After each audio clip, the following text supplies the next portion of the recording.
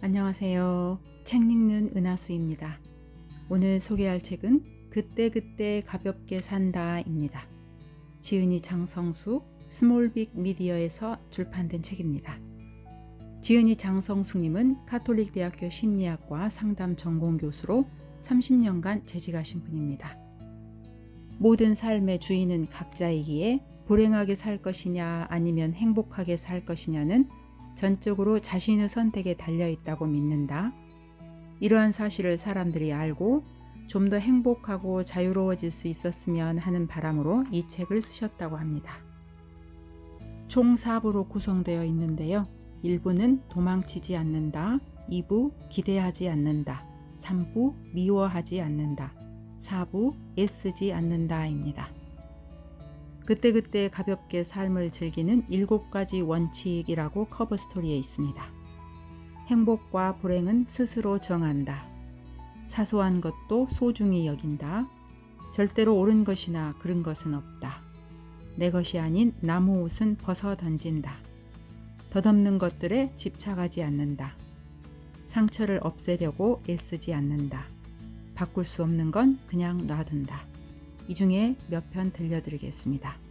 편안한 마음으로 가볍게 들으시면서 끝까지 함께 해주십시오. 지금 여기 깨어있기. 우리는 끊임없이 이 생각 저 생각을 하며 지내지 아무런 생각 없이 지내진 않는다. 간혹 멍할 때가 있긴 해도 자세히 보면 그런 순간에도 마음은 어딘가를 향하고 있다. 그런데 이 마음이라는 것을 잘 살펴보면 생각이라는 이름 아래 과거나 미래를 헤매기 일쑤다. 현재에 머무르기보다는 주로 과거 아니면 미래를 떠도는 것이다. 이때 과거는 주로 후회나 분노의 색깔을 띠고 미래는 주로 불안이나 두려움을 반영하고 있다. 특히 정신이 건강하지 않은 때일수록 그러한 경향이 짙다. 그렇다면 건강한 정신이란 다름 아니라 생각이 과거나 미래가 아닌 현재에 머무는 상태라고 할 수 있다. 실제로 생각이 과거나 미래로 떠도는 것을 막으면 그만큼 우리의 마음이 현재에 머물며 단순해지게 마련이다. 그러한 연유로 어느 순간부터 나는 상담에 오는 사람들에게 복잡하게 생각하지 말고 그냥 지금 여기, 즉 현재에 집중하라고 일러준다. 그것이 어려우면 현 시점에서 자신이 할 수 있는 일에나 최선을 다하라고 한다. 그렇게 하여 괜한 망상이나 잡생각을 줄이면 그만큼 건강해질 수 있고 현재에 집중해야 헛된 것을 좇지 않는다고. 잘 살펴보면 우리가 영향을 미칠 수 있는 건 지금 여기뿐이지 과거나 미래가 아니다. 특히 미래는 지금 여기에서 한 행위의 결과가 쌓여 결정되는 것이므로 미리 당겨 걱정해봐야 소용없다. 그러므로 산란하게 쏘다니는 마음을 잡아 현재로 끌어오는 연습을 하는 게 바람직하다. 그렇게 하여 과거나 미래로 떠도는 것을 줄이면 그만큼 산란함도 줄고 마음이 편안해지니 이것이야말로 일거양득이 아니고 무엇이겠는가. 박력 있게 산다는 것. 장기자랑 대회가 열렸다. 유독 한 조의 아가씨가 눈에 들어왔다. 춤추는 동작에 어찌나 힘이 착착 들어가는지 보는 이가 흥겨워 따라할 정도였다. 며칠 후 그 아가씨와 말을 나눌 기회가 생긴 나는 그녀의 춤이 박력 있어 보기 좋았다고 말했다. 그러자 그녀는 한박 웃음을 터뜨리며 급한 일이 있어 바쁜 와중에도 중간에 한 번씩 춤을 연습하고 나서야 하던 일에 집중할 수 있었다고 말했다. 그 말을 듣곤 고개를 끄덕였다. 그렇게 춤을 좋아하니 공연에서도 그토록 힘을 착착 넣어가며 누구보다도 흥겹게 췄으리라. 갑자기 나만 밋밋하게 살아왔나 싶어 멋쩍은 기분이 올라왔다. 신명나게 즐겼던 건 별로 없고 그저 꾸준하고 열심히나 살았지 싶었다. 좋아하는 게 없진 않았다. 산책하며 생각에 잠기는 것도 즐겼고 테니스 치는 것도 꽤 즐겼다. 또 마음속에 있는 것들을 글로 하나하나 풀어내는 것도 재밌어 하는 편이었다. 하지만 춤추던 그녀처럼 그렇게 신명날 정도로 열정을 갖고 흠뻑 젖어들었던 건 아니었다. 문득 스티브 잡스가 병상에서 마지막으로 한 인터뷰가 떠올랐다. 그가 말하길 자기는 성공의 아이콘이며 돈도 많이 벌었다고 한다. 하지만 더 이상 일어설 수 없게 되니 아쉬운 게 한둘이 아니라고 했다. 인생을 좀 더 즐기지 못한 게 후회스럽다는 거였다. 그러면서 당부하기를 먹고 사는데 지장이 없을 정도로 돈을 번 다음에는 반드시 좋아하는 것을 하며 살라고 했다. 예술이든 봉사든 즐거운 것을 하고 살아야 후회가 없단다. 조만간 세상을 하직하게 될 그 바짝 마른 모습에서 더욱 생의 덧없음을, 그래서 그 말에서 더욱 절절함을 느꼈었다. 공감되는 바가 많았던 그 인터뷰가 다시 머릿속을 스쳐 지나갔다. 체력적으로 그다지 튼튼하지 못했던 나는 대신 꾸준한 것으로라도 뒤처지지 않으려 했던 게 아닐까 하고 돌이켜본다. 그러면서 열정이 부족해서 그런 줄은 모르고 무색무취가 기본이 아니냐며 그다지 튀지 않는 것을 선호했다. 사람들은 끼리끼리 모인다고 나와 비슷한 유형의 사람들은 나의 그러한 면을 강화해주는 말을 하기도 했다. 그래서 나는 더욱 무난한 것에 역점을 뒀고 강렬한 끼를 발산하는 이들을 보면 굳이 저렇게 극성을 떨어야 하나 하고 의아해하기도 했다. 나와는 다른 모습에서 이질감 내지는 두려움을 느꼈던 것인지도 모른다. 하지만 나이가 꽤 들은 지금에 와서는 나와 비슷한 사람을 보면 왠지 지루하다. 화끈한 맛도 모르고 매사를 적당히 하는 안전제일주의자 같아 그다지 매력적으로 보이지 않는다. 어차피 언젠가 떠날 세상살이라면 좀 더 재미나게 살다 가야겠다는 생각이다. 열정적으로 몰입할 수 있으면 더욱 좋고, 누가 뭐라든 개의치 않고 자신을 충분히 발휘하며 살아보고 싶다. 선택한 건 좋아한다. 인생을 살아가는 동안 우리는 무수히 많은 것을 선택해야 한다. 이때 중시해야 할 건 선택 그 자체가 지닌 무게이다. 물건이라도 한번 산 이상 까탈을 부리지 않아야 하고, 뭔가를 하기로 선택했으면 그것에 충실해야 하고, 사람을 사귀었으면 그 사람에게 최선을 다해야 한다. 그렇지 않고 자기가 선택해놓고는 퇴퇴하며 내치거나 변덕을 부리면 신뢰할 수 없는 사람이 되고 만다. 선택에 대한 예의도 아니다. 불충실한 태도는 본인에게도 해가 된다. 여기서는 이곳이 아닌 저기를 바라보고 저기서는 저곳이 아닌 여기를 바라다 보면 맨날 아쉬워하다 말 뿐이다. 그런 것을 두고 비승비속이니 또는 기회주의자니 하는 것이다. 사실 세상의 일이라는 게 다 거기서 거기이지 뭘 그리 다르겠는가. 완전 무결한 100점짜리가 없듯이 꽝일 따름인 0점짜리도 없다. 어떤 것은 좋고 나쁨의 비율이 51대 49에 불과할지도 모른다. 그 어떠한 선택에도 완벽한 성공 혹은 완벽한 실패는 없다는 말이다. 그러니 처음 고를 때 신중히 한 다음에는 자신의 선택에 책임을 질 줄 알아야겠다. 어떤 결과가 나타나든 묵묵히 맞이하고 따르는 태도다. 사람의 무게란 그런 책임지는 태도에서 나오지 다른 것에서 오는 게 아니다. 누가 억지로 그렇게 하도록 한 것도 아닌데 자기가 선택해놓고 툴툴거려봐야 아무런 득도 안 된다. 모든 것에는 두 얼굴이 있다. 나와 상담을 하던 여성이 결혼을 준비하고 있었다. 신랑이 될 사람은 학벌이 낮긴 해도 성실한 사람이라고 했다. 그런데 어느 날 그녀가 말하길 오랫동안 똑똑하다고 여기며 알고 지냈던 언니가 그 남자의 학벌이 너무 형편없다며 결혼을 다시 고려해보라고 조언했다고 전했다. 나는 그러한 말을 정확히 언제 들었냐고 물었다. 그녀는 최근이라고 대답했는데 그렇다면 살림살이 준비는 이미 마쳤고 결혼식만 남긴 상태였다. 어떻게 할 참이냐고 묻자 그녀는 그 언니의 말이 걸리긴 해도 마음을 굳힌 상태이므로 결혼을 진행하겠다고 했다. 이렇게 말하면서도 그녀는 그 언니의 말이 걸리는지 무거운 표정을 지었다.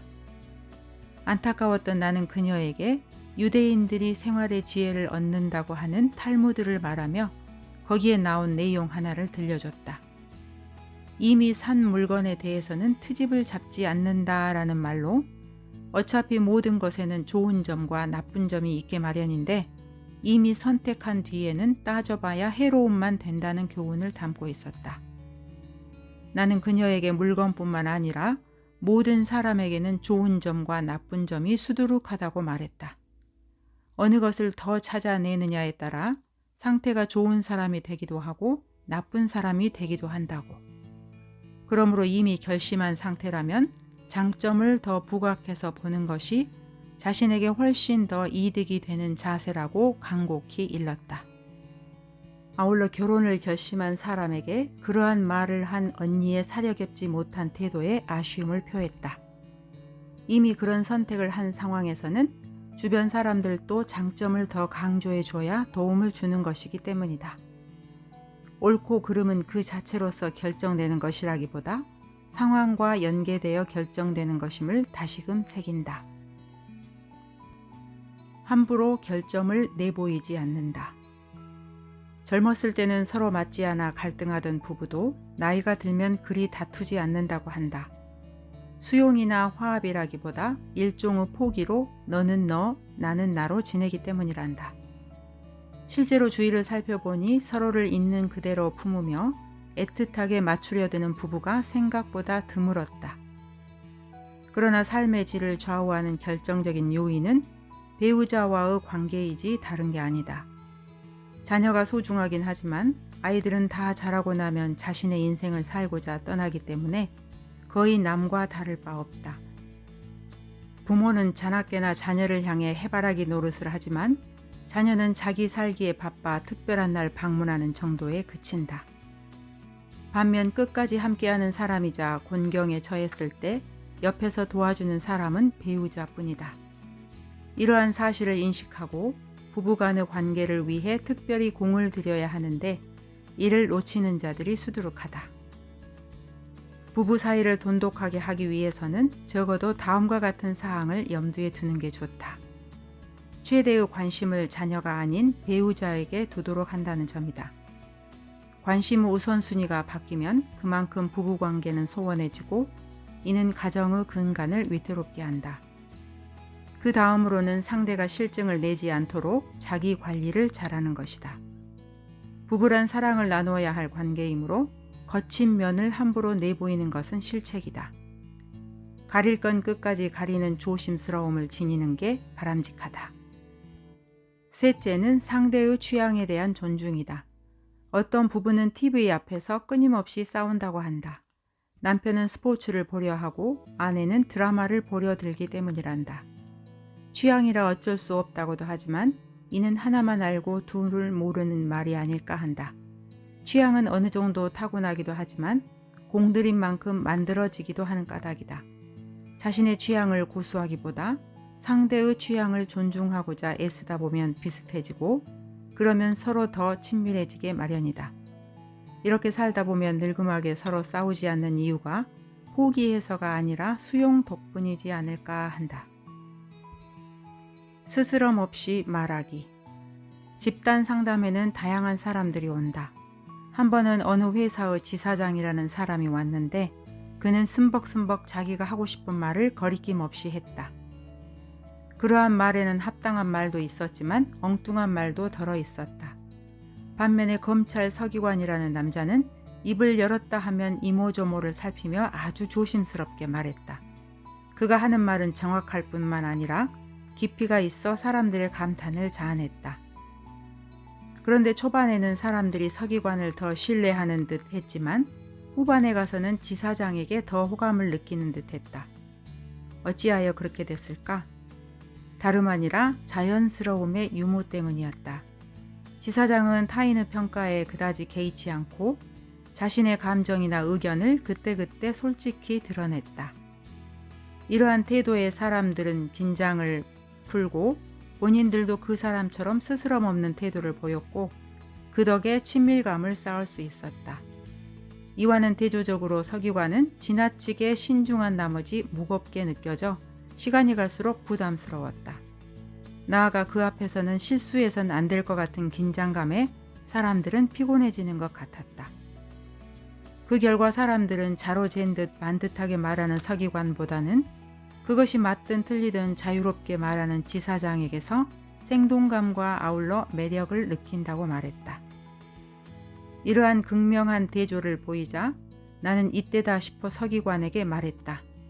지사장이란 사람은 든든한 울타리 안에서 자유롭게 산 사람 같은 인상을 풍기는데 반해 서기관은 그런 보호막 없이 산 사람 같아 짠함을 느낀다고 말했다. 열등감을 지니지 않고서야 어찌 그렇게 용의주도하게 이것저것 살피며 말하겠느냐고 한 것이다. 이러한 나의 언급에 그는 아무런 미동도 하지 않았지만 뭔가 간파당했다고 느꼈는지 얼굴을 확 붉혔다. 뭐든지 과하면 해가 된다는 이치를 다시금 실감한다. 용의주도함이 나쁜 것은 아니다. 사안에 따라 반드시 그렇게 해야 할 때가 있다. 하지만 일이 아닌 사람과의 관계에서는 철두철미한 완결성보다 자연스러운 소탈함이 더 우위를 차지한다. 자연스러워야 편안하기 때문이다. 그뿐만 아니라 과도한 긴장이 몸에 밴 사람은 어느 시점에 이르러 병으로 고생하거나 주위 사람들에게 스트레스를 푸는 식의 까칠함을 지니는 등 여러 부작용을 겪게 된다. 그러므로 스스로 부단히 애쓰며 살아야 하는 여건에 놓인 사람들이나 과도한 경쟁에 시달릴 수밖에 없는 사람들에게는 긴장을 풀어낼 수 있는 기술이 절대적으로 필요하다. 그것은 다름 아니라 그때그때 자신의 목소리를 내는 것이다. 그렇게 해야 스트레스를 누적시키지 않아 생동감을 유지할 수 있고 자연스럽고 편안해질 수 있다. 마음의 중심을 잡는 요령. 부모가 진짜 해야 할 일은 자녀가 마음의 중심을 잡도록 돕는 일이 아닐까 한다. 그렇게 하지 않으면 자녀가 훗날 엉뚱한 곳에서 헤맬 가능성이 높아지기 때문이다. 마음의 중심이 약하면 찬찬히 살펴보는 여유를 갖지 못하고 아무데나 훅 하고 빨려 들어가기 쉽다. 그러면 밑도 끝도 없이 지난날의 미련을 갖고 씨름하며 시간을 낭비하게 된다. 물론 마음의 중심을 잡지 못해 이리저리 흔들리는 게 다 나쁘지는 않다. 사람이 단단해지는 건 흔들림 때문이기도 하는 까닭이다. 하지만 그것도 적당해야지 과하면 해가 되고 불행으로 이어진다. 그런데도 많은 부모가 자녀가 단단해지도록 마음의 중심을 길러주는 건 뒷전이고 오로지 자녀의 학업적인 성취에나 관심을 기울이고 있다. 그러나 앞서 말한 것과 같은 부작용을 방지하기 위해서는 자녀의 능력을 키우는 데에만 열중할 게 아니라 자녀의 마음이 단단해지도록 그리하여 중심을 잡을 수 있도록 도와야 한다. 이를 위해서는 자녀와 충분한 상호작용을 해야 한다. 자기를 믿고 지지해주는 부모가 옆에 있을 때 자녀들의 마음에는 자신감이 생겨나기 때문이다. 이렇게 자신감이 자라야 세상을 살아갈 적응력이 길러진다. 그뿐만 아니다. 자녀가 부모를 마냥 좋아하고 든든하게 여긴다면 훗날 살면서 엉뚱한 데 붙들 일이 없다. 어딘가에 빠져든다는 것은 의지 대상이 없는 허한 마음의 반영인 까닭이다. 마음의 중심이 잡힌 자녀들은 순간적인 판단착오로 허튼 곳에 빠지더라도 금세 헤치고 나와 삶의 주인으로 살아갈 수 있다.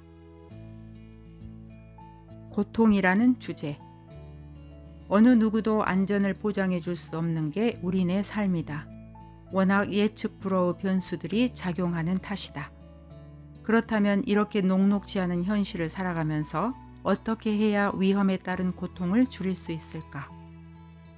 고통 극복의 방안으로 상담에서 제시하는 방안은 좋은 인간관계를 만드는 것이다. 그러한 관계에서 든든함을 느끼게 되면 닥쳐오는 변수들에 덜 당황할 수 있기 때문이다. 그러나 이러한 방법이 모두에게 적용되는 건 아니다. 상담사를 신뢰하거나 자신의 마음을 여는데 어려움을 겪는 사람들도 있기 때문이다. 그리고 이렇게 점진적인 방안으로는 간에 기별이 안 갈 정도로 절박하거나 열악한 상황에 처해 몸부림치는 사람들에게는 좀 더 신속한 그 무엇이 필요하다. 그뿐만 아니라 현실에 적응하는 정도로 만족할 수 없고 그 이상의 가치나 의미를 추구하는 좀 더 정신적 성장을 모색하는 사람들도 꽤 있다. 이럴 때는 종교를 통해 고통을 완화하거나 정신적 성장을 꾀하는 게 좋다. 죽음과 같은 두려움을 극복하기 위해 발전한 까닭인지 종교에는 엄청난 힘이 있기 때문이다. 한국의 대표적인 종교는 기독교와 불교라고 할 수 있는데, 전자는 믿음을 통해 구원을 받는 것이고 후자는 이성적 이해를 통해 스스로를 구원을 얻는 것이다. 사람들은 두 종교를 놓고 어느 게 더 나은지 치열하게 공방을 벌이지만, 나는 상담사라는 정체성 때문인지 지극히 현실주의적이다. 따라서 핵심은 대상에 있는 게 아니라 대상을 맞이하는 우리 자신에게 있다고 여긴다. 아무리 좋은 것이라도 자기에게 맞지 않으면 액자 속의 그림에 불과하다는 것이다. 즉 어느 종교가 우열한지가 중요한 게 아니라 자신의 기질을 살피고 그것에 맞는 것을 따르는 게 중요하다. 따라서 창조주라는 신에 대한 믿음이 가능한 사람이라면 세상에서 맞이하는 온갖 고통을 모두 신에게 맡기고 자신은 홀가분하게 마음을 비우고 살길 권한다. 다시 말해 어떤 것이 닥치든 주님과 함께 한다고 믿고 자신이 할 수 있는 것을 하며 하루하루를 견디라는 것이다. 특히 감성적이고 어떠한 대상에게 의지하고 싶은 사람이라면 사람의 형상을 한 예수님을 따르는 것이 적합할 수 있다. 반면 창조주를 방편에 불과한 설정이라고 여기며 이에 믿음을 갖기 어려운 사람은 자신의 힘으로 고통의 실체가 별것 아니라는 걸 순간순간 깨달아 거기에 휘둘리지 않는 방식을 택하는 게 좋다.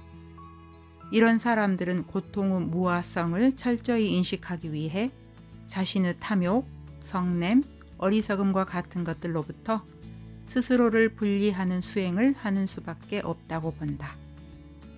어떤 게 더 어려운지를 논하는 건 부질없는 일이다. 사람에 따라 무조건적인 믿음을 갖기 어려워하는 사람도 있고 이성적으로 고찰하며 수행하기를 좋아하는 사람도 있기 때문이다. 그러니 각자 자신에게 맞는 것을 선택하고 그로 인해 삶에서 고통을 조금이라도 줄일 수 있다면 어떤 방법이든 가치가 있다고 본다. 유순하게 산다. 살면 살수록 유순한 사람이 좋아진다. 품이 넉넉해 조금 손해보듯 처신하는 사람이 편안하기 때문이다. 각박하지 않고 여유로워 더 근사해 보이기도 한다. 그렇다고 사리가 분명하고 명민한 사람이 나쁘다는 건 아니다. 이런 사람은 일을 효율적으로 하고 의중을 명확하게 밝히기 때문에 그 또한 좋다. 하지만 자기 주장이 지나쳐 다른 사람을 피곤하게 만든다면 다른 사람들이 꺼려하는 것은 물론 자신에게도 득이 되지 않는다. 특히 가정을 이룬 사람이 그렇게 자기 뜻만 내세우다 보면 가정이 시끄러워지거나 이혼 위기에 처하고 만다. 어느 정도 확고한 주관을 갖는 것도 필요하지만 유연하지 못해 충돌로 이어진다면 과유불급 아닌가. 그러므로 혼자가 아니고 누군가와 함께 할 때는 자신을 굽히는 유연성도 갖추어야 한다. 가장 이상적인 관계는 너도 편하고 나도 편한 균형 있는 관계이리라. 그런데 이렇게 하려면 매 순간 깨어 있어 모자라지도 넘치지도 않아야 하니 얼마나 어려운 일이겠는가. 그러므로 상대를 참아주는 유순함과 자기를 주장하는 분명함을 놓고 어느 게 더 좋으냐고 묻는다면 단연코 유순함을 고르겠다. 더불어 사는 세상살이에서 조금은 손해를 보더라도 품어주는 덕목이 더 필요할 것 같아서다. 그런 게 없으면 경쟁이 일상화된 현대인으로서 너무 피곤할 게 뻔하다. 그때그때 가뿐히 말한다. 겉보기와는 달리 들끓는 화를 주체하지 못해 절절 매는 이들이 꽤 있다. 평소에 이들은 착한 아이 콤플렉스를 지닌 사람처럼 좀처럼 싫다는 표현을 하지 못한다. 하지만 한계에 부딪히면 속에서 불이 나 더는 그렇게 살 수 없다며 사소한 일에도 화를 벌컥 내기 일수다. 참다 호미로 막을 것을 가래로 막게 되는 이러한 사태를 방지하기 위해서는 이상하거나 부당하다고 여겨지면 그때그때 반응하는 게 필요하다. 그래야 억울함이라는 찌꺼기가 남지 않아 마음이 편안해지기 때문이다. 나아가 이렇게 해야 본인을 지킬 수 있으며 상대방도 조심하게끔 만들어 서로를 살릴 수 있다. 불편한 마음을 상대에게 곧바로 말했다가 화를 당할까봐 두려울 수도 있다. 그러나 자기가 하는 말이 합당하다면 상대는 그 말에 동의할 수밖에 없다. 설사 상대가 동의하지 않거나 말을 잘 알아듣지 못해도 그것은 상대의 몫이므로 두려워할 것 없다. 즉, 부당한 상대의 처신에 대해 개의치 말라는 것이다. 그렇게 하지 못하고 남들이 알아서 예의를 갖추기를 기대한다면 그것은 큰 오산이다. 주위 사람이 좋은 사람이라면 예의 있게 대해주겠지만 영악한 사람이라면 도리어 상대를 만만하게 보고 함부로 취급하려 든다. 그렇기에 엄밀한 의미에서 이는 상대에게 모든 것을 내맡기는 의존과 같다. 그러니 자기 삶의 주도권을 남에게 넘기지 않으려면 그때그때 가뿐하게 말하도록 힘써야 한다. 솔직함도 죄가 될 수 있다. 인간관계는 유리잔처럼 조심스럽게 다뤄야 한다. 특히 곤란한 상황일수록 조심스럽게 말하지 않으면 상황은 더더욱 꼬이게 마련이다. 가령 곤란한 부탁을 받았을 때는 그 자리에서 싹둑맞게 거절하기보다 상대가 무안하지 않도록 한번 생각해보자 라든가 아니면 상의해보고 연락을 주겠다라고 하는 게 바람직하다. 잘 돌려 말하는 건 일종의 예의이기 때문이다. 아쉬운 처지에 놓인 청탁자는 극히 예민한 상태에 있기에 조심스럽게 대하지 않으면 상처를 받게 마련이다. 이런 주장에 대해 반기를 드는 사람들도 있다. 우회적으로 돌려 말하면 상대가 단념하지 않을 것이기에 분명하게 말하는 게 더 낫다고 주장하며 다소 상처가 될지라도 분명하게 말해줘야 쓸데없는 기대를 품지 않는다는 것이다. 각각의 주장에 다 일리가 있다고 보지만 참으로 중요한 것은 그러한 솔직함이 상대에 대한 배려 위에서 이루어져야 한다는 것이다. 딱딱 내뱉는 식으로 하다가 상대의 자존심을 다치게 한다면 그것도 죄다. 정녕 상대를 배려하지 않고 단호하게 말하고 싶다면 이후에 자신에게 떨어지는 타인들의 악의적이거나 부정적인 평가를 그러려니 하고 군소리 없이 받아들여야 한다. 자신의 직선적인 태도가 일으킨 결과이기 때문이다. 적당히 긴장해야 한다. 라디오에서 흘러나오는 뉴스를 들어보니 오늘날 젊은이들에게는 자신의 못난 특성을 떳떳하게 내보이는 게 대세란다. 못난 것이라도 자신의 것이라면 받아들여 당당하게 개성으로 삼는 게 오히려 낫다는 말이다. 얼핏 들으면 자신의 약점에 주눅들지 않고 오히려 과감하게 내보이라는 말이 그럴듯하게 들린다. 하지만 자세히 들여다보면 자신의 부족한 점을 고쳐서 남들과 어우러지게끔 발전시키지 않고 그냥 생긴 대로 살겠다는 의미 같아 마냥 좋아하긴 좀 그렇다. 부족하다며 움츠리는 것도 바람직하지 않지만 그렇다고 자신의 현 상태를 덮어두고 수용하며 자족하는 것도 썩 권장할 건 아니기 때문이다.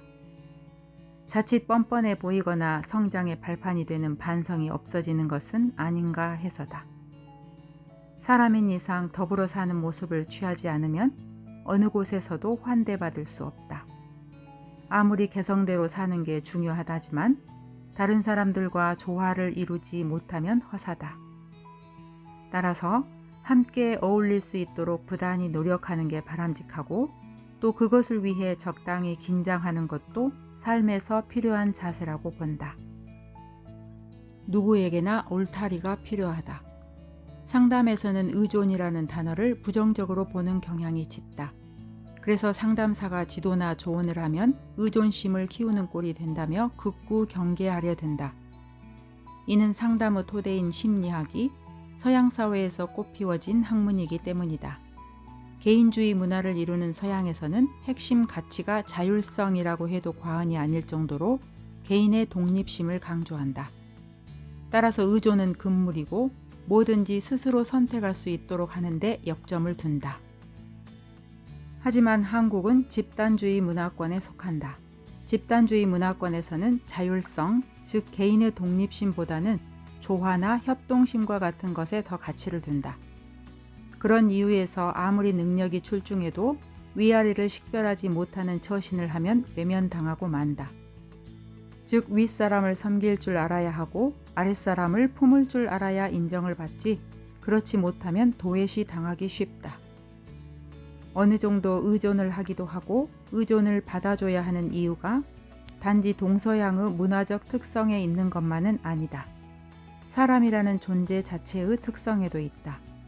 사람은 의존 욕구를 제대로 충족시키지 못하면 탈이 난다. 기댈 수 있는 든든한 의지처가 없으면 마음이 중심이 약해지는 탓에 그만큼 이리저리 휘둘리기 쉽기 때문이다. 이러한 사람들은 의존 욕구를 충족하기 위해 좌충우돌하며 떠돌게 되고 헛헛함을 이기지 못해 어딘가에 끊임없이 집착하게 된다. 이러한 집착으로 인해 얼마나 많은 부작용이 생기는지. 따라서 문화를 막론하고 사람이 올곧게 살기 위해서는 주위에 버팀목과 같은 대상이 있어야 한다. 그물망처럼 복잡하게 얽혀있는 관계 속에서 펼쳐지는 우리의 삶. 그 속에서 우리는 누군가에게 담뿍 기대기도 하고 아울러 누군가의 울타리가 되어주기도 해야 한다는 것이다. 감사합니다.